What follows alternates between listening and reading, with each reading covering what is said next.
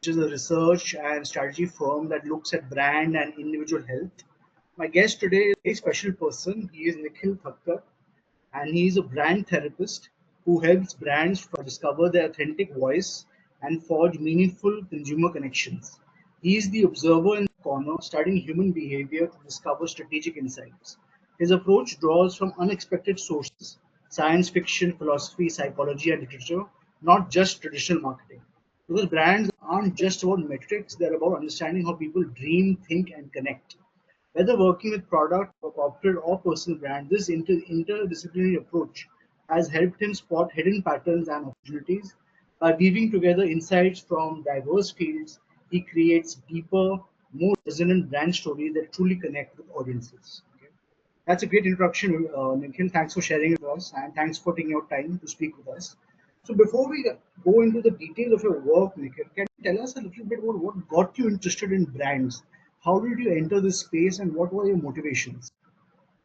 So, I think I was projecting a little bit when I got into branding Right. because I was always very interested in human motivation. Like, why do people do the things they do? For Right. example, we know that probably exercise is good for us, but we don't exercise. Why? Right? So Right. those kind of things I was very interested in.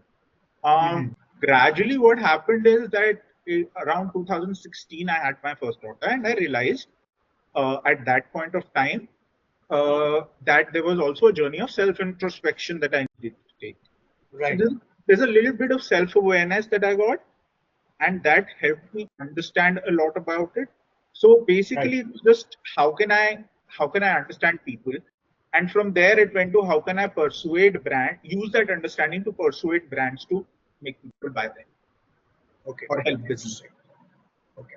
So let's get into the elephant in the room, branding. Right. Hmm. So what really is a brand? How is it different from a quote unquote regular product or service? What makes a brand a brand? See, first of all, I think branding is overrated. Okay, and I feel that the word brand is very overrated. Mhm. Okay, uh, a brand so a brand is described in so many different ways, but for me what I like about a brand is that a brand is not a product, it is the idea of the product, Hmm. right? So for example, Boost is a chocolate drink, Correct. but the idea of Boost that people have in their mind is that Hmm. it's a stamina giver, Hmm. right? And Hmm. that idea has a meaning. So when you give a meaning to that idea, it takes the brand one level up. And that meaning Hmm. is that it helps me get stamina to punch above my weight. That was Right. always the advertising of Boost. And for the Right. last 7 years, they've been on it. I mean, we cracked it in 2016, and they've Right. been on that platform for the last 7 years. Right. Um, right. And see, a brand is also so Santosh Desai describes it the best. A brand is a Right. pattern of expectations. Right. Mhm. Okay. So when people, let's say they go to a shopping mall, okay, and they're looking for products for their household, right? Whether they're looking for biscuits or Maggie or atta or noodles or pasta, what is actually going through their heads when they're going through the entire shopping mall? What is influencing them, and how do they go about this process of buying? It's very interesting. You said Maggie and noodles separately. Correct. Um, do you know the brand of washing powder in your house?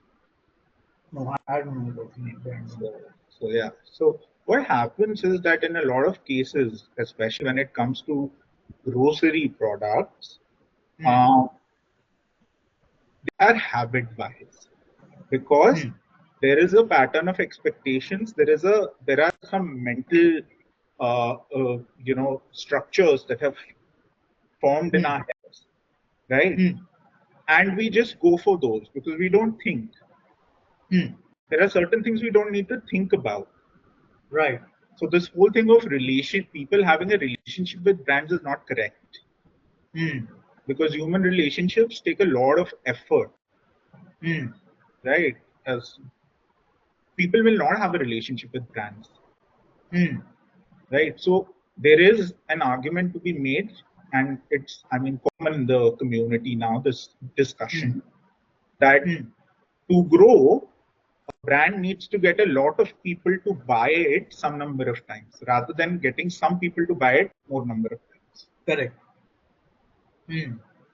So that's the thing. I mean, you need to, of course, you need to stand out. And today, as I was reading on LinkedIn, someone had said that you need to be familiar but fresh. Mm. So those patterns need to be there so that people can recognize it uh, Mm. subconsciously, system two. But Mm. uh, it also needs to be something that stands out in people's mind. And Right. also think, and I'm also, Mm. between distinction and differentiation, like there's this Mm. huge fight going. I Mm. think differentiation and the meaning and the position that you take in the market are also important, because there's a Mm. certain, because brands are also cultural artifacts. Mm. Interesting. Okay. So in your bio, Nikhil, you mentioned that you're the observer in the corner, studying human behavior to uncover strategic insights. So how do you do this? How do you practice this observational behavior? Okay, so first of all, if any strategist is hearing this, and in case they are not uh, practicing it, I would suggest that follow a lot of strategists on LinkedIn. So that, and this is a completely unsponsored call out. Mark Pollard, Strategy is Your Words, is a great book to have by your side. Mm. Um, I follow Rob Campbell. I follow Martin Weigel. I follow Rory Sutherland. I follow Mark Pollard. All of these people, Joe Burns. These people are good at least questioning or making you question your core assumptions. And Right. I think strategy is about that. Strategy is about interruptions. Strategy is about looking at what's happening in the market, and I'm talking about all strategy, not just brand strategy. Mm. Strategy is about looking at what's happening, the way that you've been operating, and seeing Mm. whether it's the way that serves you the best, Mm. right? Mm. And one of the things that I do in terms of observing people, you said, Mm. is Mm. I question why. I question why not. Mm. Okay, I try and sell things which people will not buy. So for example, is there a way that I can sell? Uh, is there a way that I can convince people to willingly hurt themselves? Mm. You know, Mm. and Mark Pollard again has a great thing on this where he says, he has this whole thing on cages, right? When in the Mm. US they were putting children in cages, right? So he said, Mm. so he figured out that it's like putting people in cages as a show of power. And Mm. the shift that he made was that strong men open cages; they don't close Mm. them. That's Mm. so that lets you flip it and question your core assumptions. So a lot Mm. of so an idea is a smash of two things that Mm. come together and Mm. make something different. And an Mm. idea will always come from looking at things, and then Mm. something from various sources clicks. Mm. Interesting. Okay. And Like you also mentioned that your go for saying. I was saying, like for example, you would have lost someone. Everybody Mm. has lost someone, Right.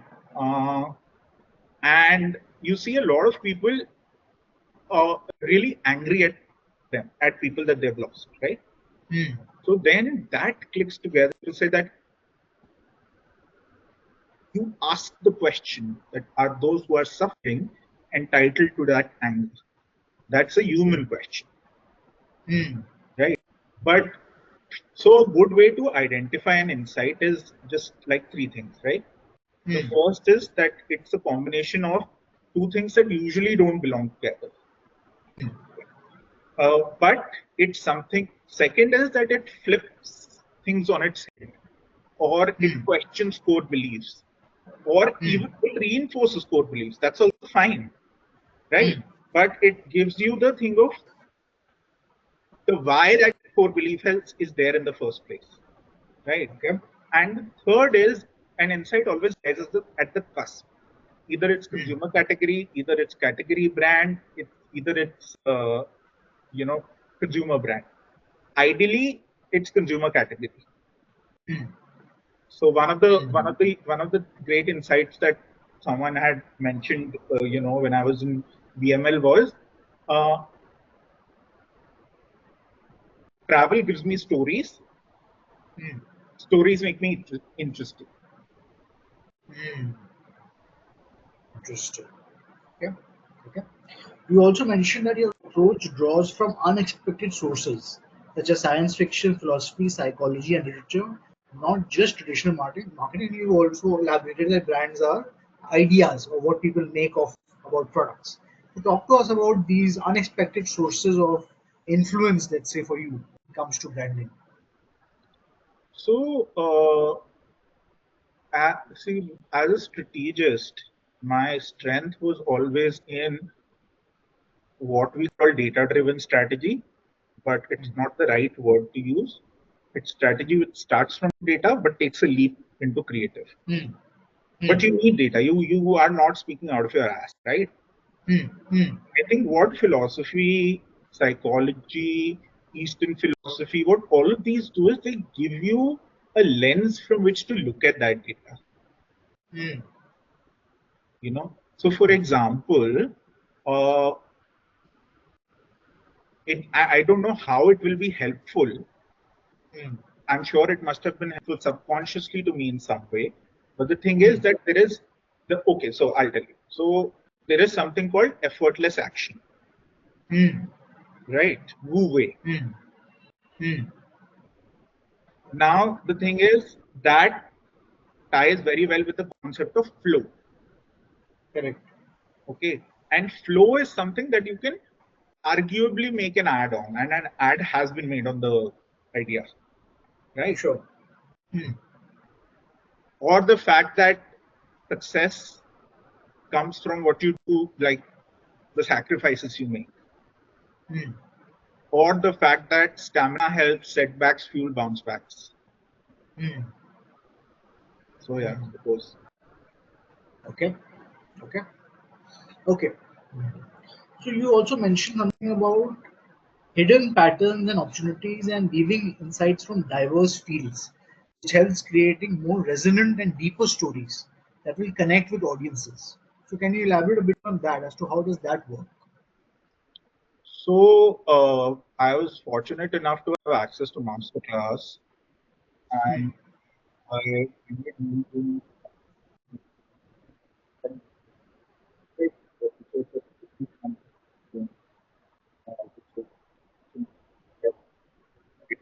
so, for example, can you hear me?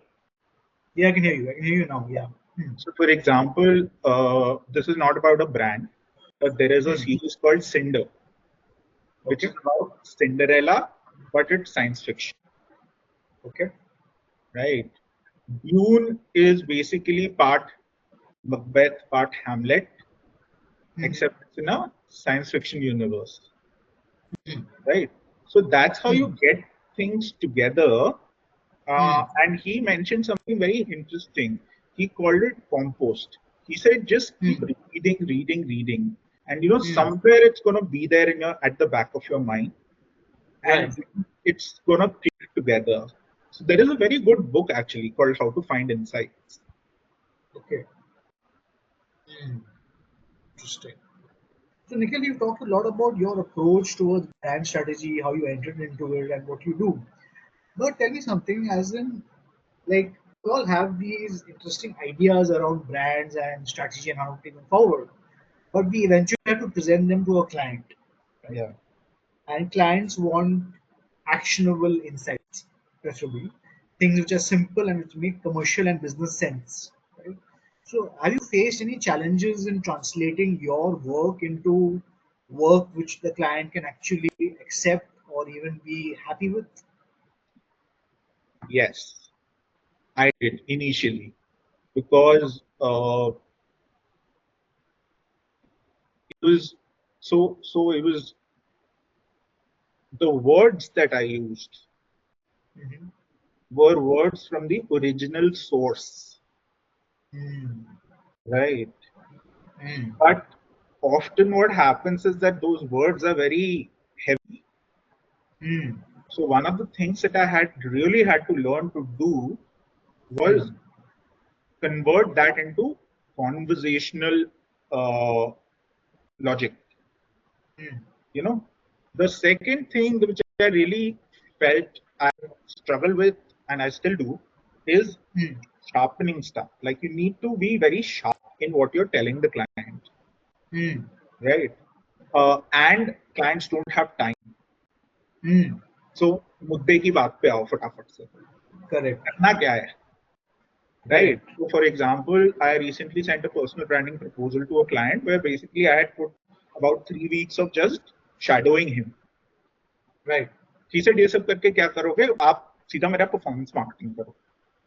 Right. Now in a way that's what clients want, but it may not be the correct approach, Right. right? Because again, performance marketing is push. You've not built Mm. a brand until organically you're growing. Mm. Mm. So nowadays you're more wary about how you convey the results of your findings as opposed to what you used to do earlier. Yeah, of course. I mean, because you have to tailor it to the audience. Right, right. Great. Okay. So Nikhil, so far we talked about brands, right? And in Model Tortoise, we look at brands also. But another aspect which is important to us is health. Hmm. So let's talk a little bit about mental and physical health. Okay. So first, starting off with mental health. Okay. What do you think mental health is actually, and why is it important? So, and now we are getting into the realm of personal opinion. Hmm. Okay, Right. right. Uh,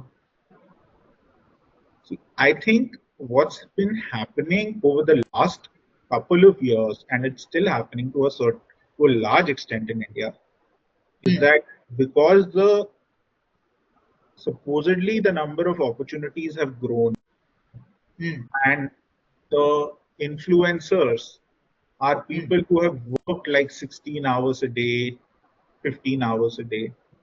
Hmm. We feel that that is the only path to success, Hmm. which may be true. Hmm. But I also think that mental health is about balancing pushing yourself and Hmm. going easy on yourself, Hmm. right? Like physical health, we were talking about running earlier. Running is a Correct. great metaphor for it Right. because you know when you have to push yourself, Right. right? You know when you have to be hard on yourself, Hmm. and at the same time, the moment you have an injury, you know that you're supposed to, you know, scale back. Right. Right. So I used to run and I stopped running just because of this, because I was constantly pushing myself. Right. Right. That's why I got injured and I had to scale back on running and then eventually I left it. Correct. Right. Okay. So you talked about something interesting about the fact that there is almost a scenario of overwork which is dominating itself, especially amongst youngsters who are trying to come up the corporate ladder, trying to basically make the best of the KRAs that their bosses have presented to them, right? So what is the solution really? Do you think senior management needs to take the onus for this? Do you think youngsters need to push back? What is the solution to ensure that there is no mental health epidemic? It's already on the rise, but so that it doesn't become an epidemic. What is the solution? Look, honestly, I think the current, and this might be very pessimistic, but Hmm. the way that our society is structured currently, it's very difficult to solve for at a social level. Hmm. I think we have to solve for it at an individual level. Hmm. And look, the pressure is not going to go away, Hmm. right? it's just about, so one of the things that really helps me when I'm in a high pressure situation is Hmm. right? So A, mindfulness. B, I don't think in black and white. Hmm. कि मेरा ये presentation अच्छा गया तो या तो मैं successful हूँ या मैं बिल्कुल ही fail, Hmm. Hmm. right? Even in political opinions, even when you're branding. So even in Hmm. strategy, there's a range. There's no black and white in strategy, right? Right. So, so thinking of what is called dialectics in a way, Right. always helps me, like how are opposites balancing each other, Hmm. you know? So am I being too stressed about this? Let me Hmm. pull back, be a little mindful, and Hmm. then whatever will happen, because what happens is that, so why it happens is that psychologically, Hmm. while our society has evolved, our brains are still catching up, Hmm. right? So anxiety is a reason. Anxiety is a answer that your body is Hmm. trying to give you for something, right? It's a Correct. message. So Correct. earlier it used to be कि आसपास कहीं कोई शेर तो नहीं है. That's why you always used to have your Hmm. hackles up, Hmm. right? Hmm. Now यहाँ सामने से कोई opposing tribe का बंदा चिल्ला के आ रहा है, Hmm. right? So you Hmm. get very worked up. Your Correct. fight, flight, freeze. Correct. Correct.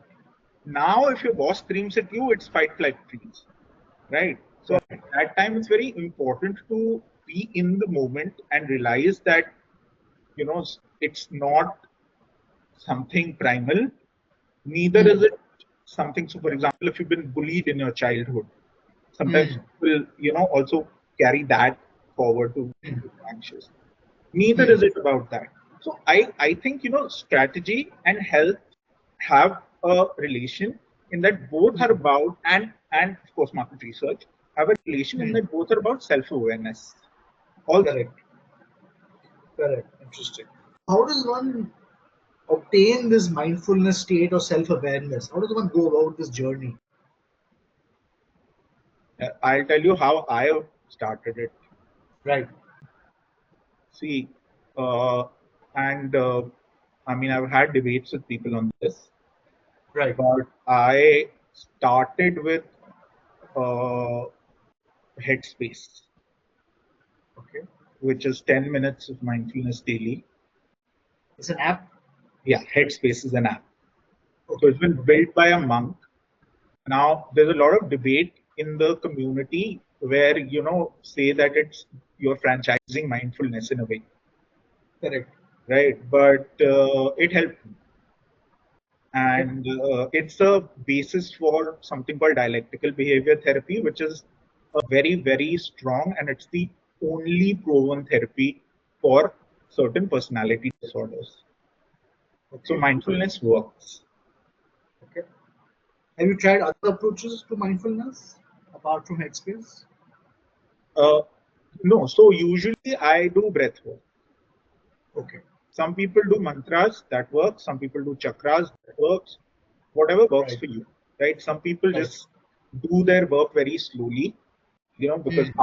after meditation, when you do the dishes, if you do them very, very Hmm. slowly, that's also mindfulness. Hmm.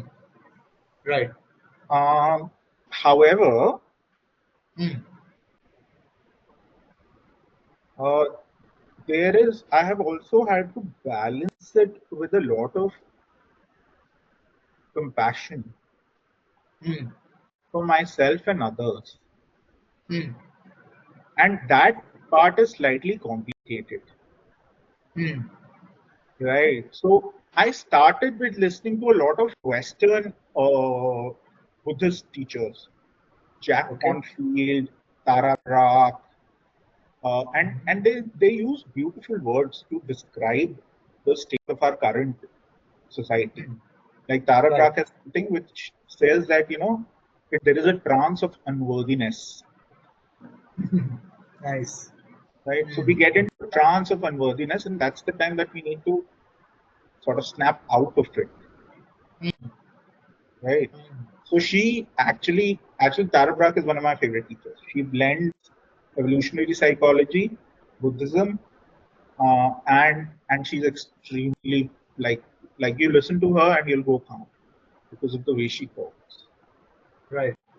And I'm also sort of so I'm not really there yet. It's a journey, but the Right. journey is the destination.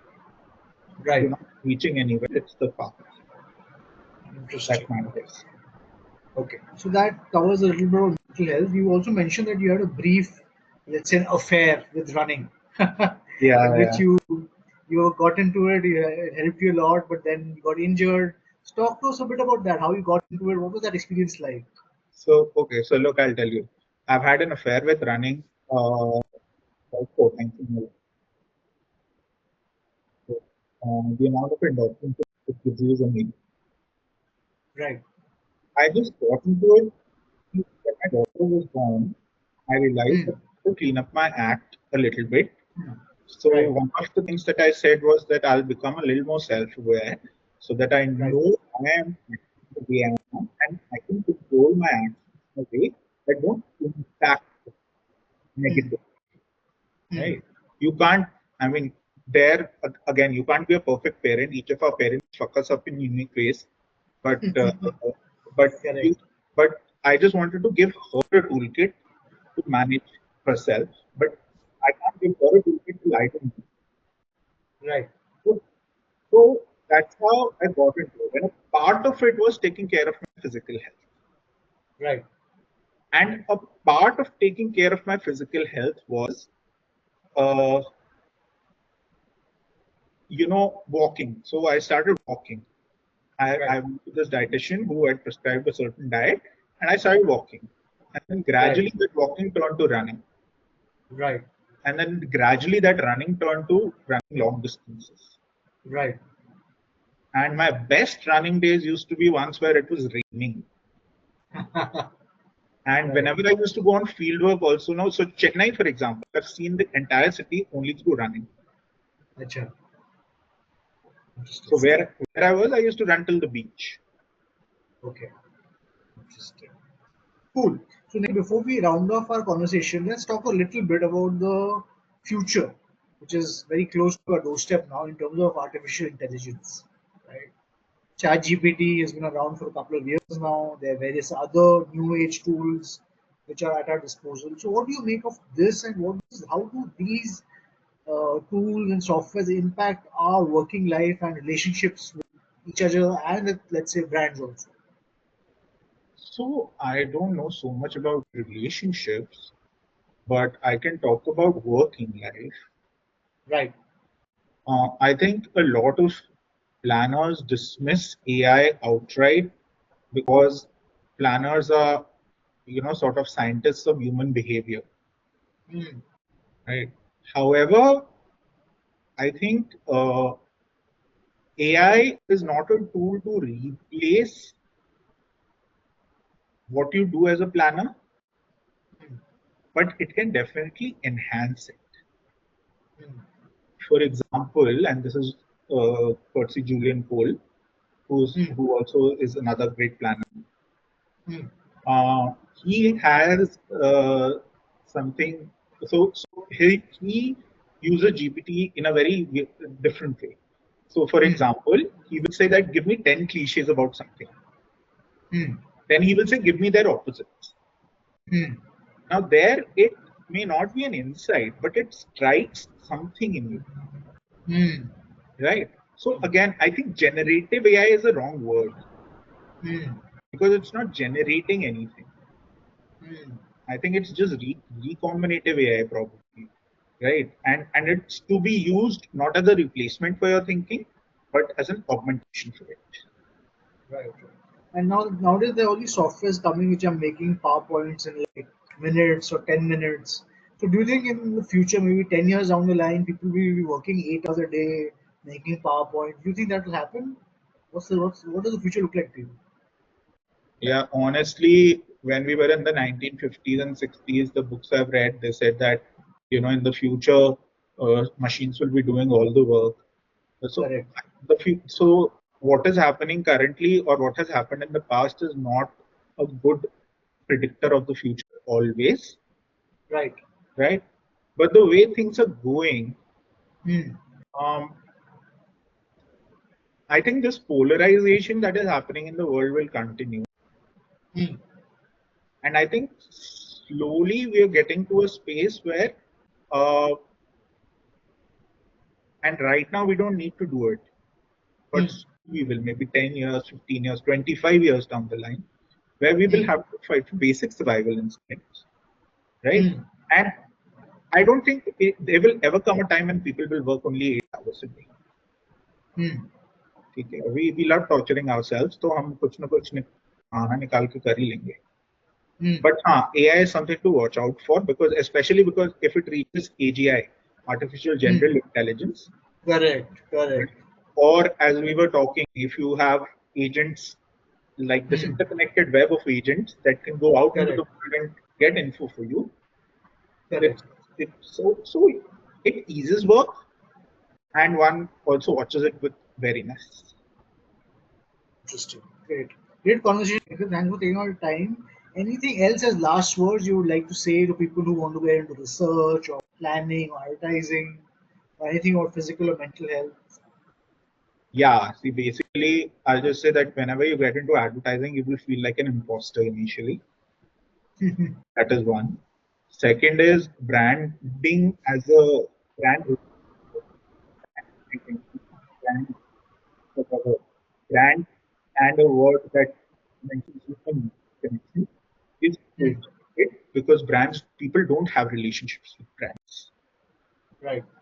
People need reminding that brand exists. And Right. the and third is that I also think that insight is overrated uh, Hmm. uh, in our profession, right? Hmm. There can be good campaigns without any new insights. Hmm. And last, before closing, if anybody asks you that is this a data-driven insight or did you make it up, always say yes. So the courtesy mark lad, huh, by the way. Awesome. Thank you so much, Nikhil, for your time. We'll close the conversation now. I'll pause it. We'll continue it offline. This is Harsh Maskara and Nikhil Thakkar signing off from Immortal Talk. Thanks for your time. Take care, guys. Take care.